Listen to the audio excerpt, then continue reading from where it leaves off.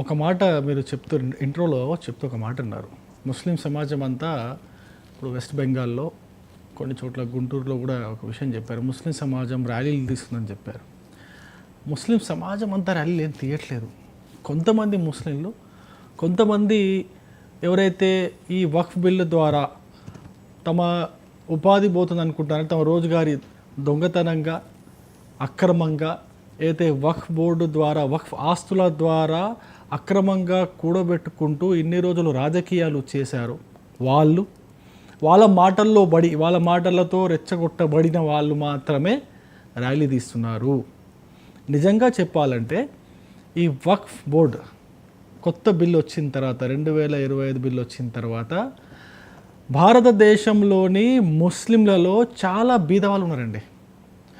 ఆ చాలామంది బీద వాళ్ళకి కొన్ని కమ్యూనిటీస్ ఉన్నాయి. ముస్లింలను కొన్ని కమ్యూనిటీస్ ఉన్నాయి. పాస్మాండా కమ్యూనిటీ అని చెప్పేసి, పేద ఇప్పుడు మన దగ్గర తెలంగాణలో చూస్తే దూదేకుల అని చెప్పేసి ఇట్లా రకరకాల కమ్యూనిటీస్ ఉన్నాయి.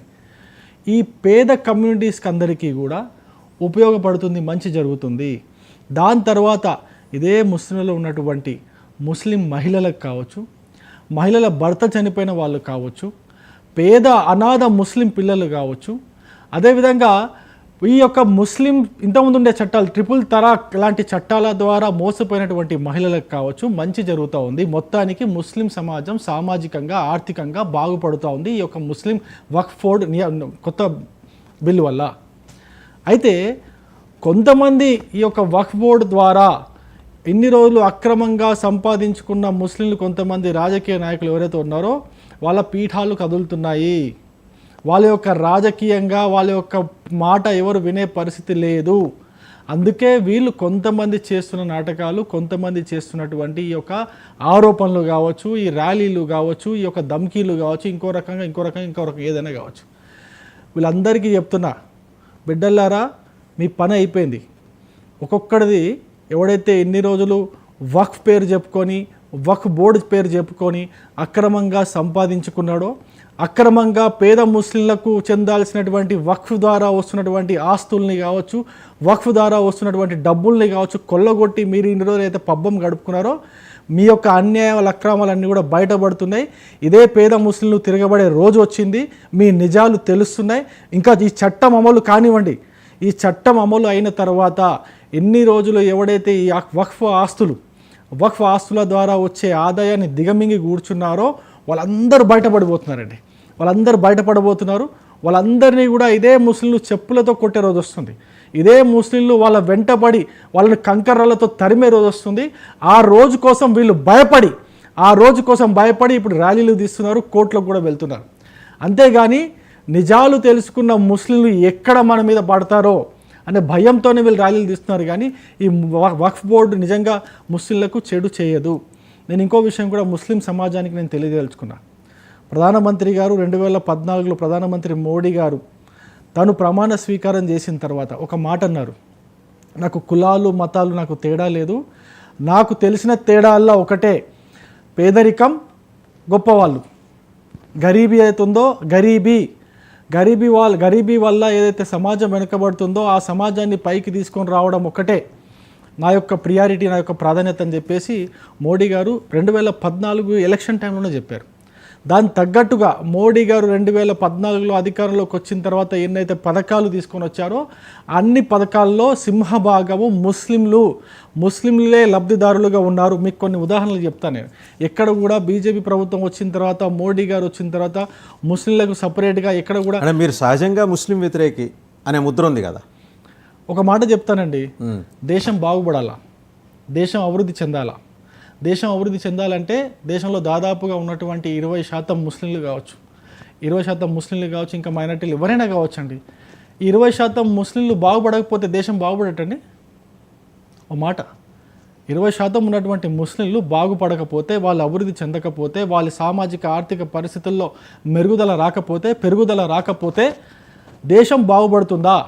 దేశం అభివృద్ధి చెందినట్ట? పార్లమెంట్లో ఈ విషయాన్ని పేపర్ చించేశారు, చూడలేదా మీరు? నేను ఒకటే విషయం, లోపల ఎన్ని అనామలీస్ ఉండుంటాయి కాబట్టి ఆయన చించుంటారని చెప్పేసి చాలా మంది అభిప్రాయపడి ఉంటారు కదా ముస్లిం సమాజంలో. ముస్లిం సమాజం ఒక విషయము, ఈ యొక్క మేకవన్నే పులి వీళ్ళంతా మేక చర్మం కప్పుకున్నటువంటి తోడేళ్ళు, ఈ ఓవైసీ కావచ్చు, ఇంకొక నాసిర్ హుస్సేన్ కర్ణాటక ఎంపీ కావచ్చు, ఇంకా కొంతమంది ఉన్నారు ఎన్సీపీ ఎంపీలు కావచ్చు, అక్కడ ఉన్నటువంటి తృణమూల్ కాంగ్రెస్ ఎంపీలు కావచ్చు, ఈ డిఎంకే ఎంపీలు కావచ్చు, వీళ్ళందరూ కూడా మేక చర్మం కప్పుకున్న తోడేళ్ళు.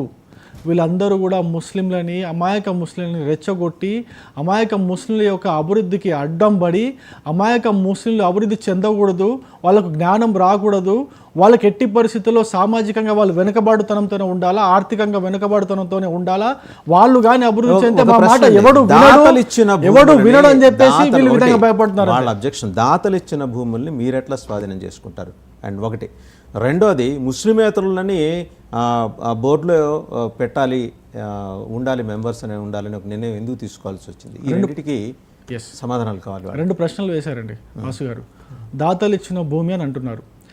ఇదే చెప్తుంది చట్టం. ఏం చెప్తుందంటే ఈ భూమి ఎవరి ద్వారా వక్ఫ్ బోర్డుకి వచ్చింది అనేది ప్రూవ్ చేయమంటున్నారు అంతే. ఎవడు భూమి దగ్గర పోతే ఆడు భూమి దగ్గర పోయేసి ఖర్చు పేసేసి ఈ భూమి నాది, ఈ భూమి వక్ఫ్ బోర్డు అంతా ఊరుకుంటారండి? కాంగ్రెస్ ఈ దేశానికి చేసినటువంటి అతిపెద్ద మోసాల్లో ఇదొక పెద్ద మోసం. అంటే ఎవడు భూమి పైనకి వెళ్ళి ఈ భూమి వక్ఫ్ బోర్డు అని చెప్పేస్తే ఆ భూమి వక్ఫ్ చెందిపోతుంది ఇంకంతే.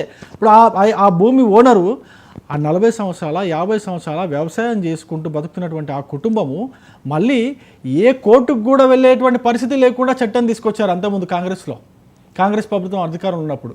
మరి అటువంటి చట్టాన్ని మనము అది అసలు సెక్యులర్ చట్టం అనాలా, రిలీజియస్ చట్టం అనాలా? దాన్ని వాళ్ళకి అసలు బుద్ధి ఉందా?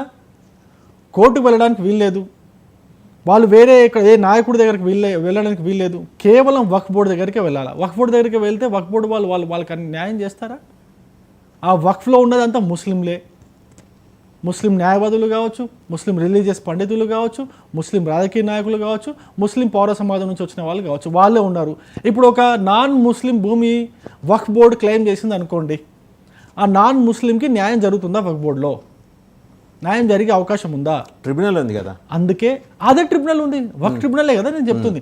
వక్ఫ్ ట్రిబ్యునల్లో ఎంతమంది ఉన్నారు? ఎవరున్నారు? ఒకరిద్దరు రాజకీయ నాయకులు, ఒకరిద్దరు ఆ రాష్ట్రంలో నుంచి ఒకరిద్దరు బార్ అసోసియేషన్ మెంబర్స్, ఒకరిద్దరు ముస్లిం పండితులు, ఒకరిద్దరు పౌర సమాజం నుంచి వచ్చిన వాళ్ళు, ముస్లిం పౌర సమాజం నుంచి వచ్చిన వాళ్ళు. మొత్తానికి 5 మంది నుంచి 8 మంది 10 మంది దాకా వాళ్ళు ట్రిబ్యునల్లో ఉంటారు. అందరూ ముస్లింలే ఉండాలా.